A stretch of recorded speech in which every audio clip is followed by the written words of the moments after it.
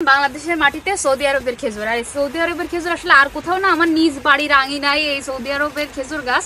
আমাদের বাংলাদেশের মানুষের ভিতরে আসলে অনেকের ভুল ধারণা আছে যে সৌদি আরবের খেজুর গাছ বাংলাদেশের মাটিতে হয় না, এবং শুধু যে হয় না তাই না, মানুষের ভিতরে অনেক ধারণা আছে যে সৌদি আরবের খেজুর গাছে ফল আসে না।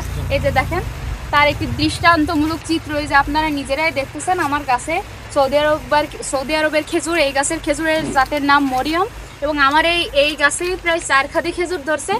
এক খাদিতে আশা করা যাচ্ছে, শুধু এই খাদিটাই দেখেন, এই খাদিতে 15 থেকে 20 কেজি খেজুর হবে। তো আমার এই পুরো গাছটাতে মোটে না হলেও 45 থেকে 50 কেজি খেজুর আশা করা যায়। এবং এই খেজুরগুলো যদিও কেবল রং পরিবর্তন করতেছে, দেখলে যদিও মনে হতে পারে যে এগুলো পাকা, কিন্তু আসলে কিন্তু এগুলো পাকা না, এগুলো একদম কাঁচা এখনো, এবং এগুলো সবে মাত্র রং পরিবর্তন শুরু হয়েছে। এগুলো হয়তো পাকতে এখনো 1.5 থেকে 2 মাস সময় লাগতে পারে। আর এই খেজুরগুলো যদি খাওয়া হয়, এগুলো আসলে খুবই সুস্বাদু, এখনই এরকম সুস্বাদু, তাহলে এগুলো পাকার পরে আল্লাহই ভালো জানে যে এগুলো স্বাদ আরো কত সুমিষ্ট হবে।